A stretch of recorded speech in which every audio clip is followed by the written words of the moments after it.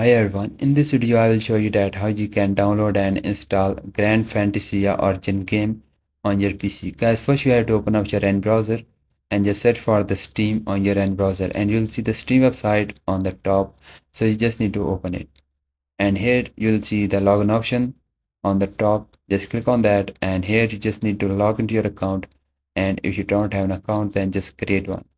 Guys, once you created the account, then click on the install Steam option you are seeing on the top. And here just download the Steam and install it into your PC. Guys, this is very simple and easy. Then just open up the Steam, then click on the top search box and just type here the game name, which is the Grand Fantasia Origin. And guys, this game will appear on the top, which is the free game. Just click on that to open it.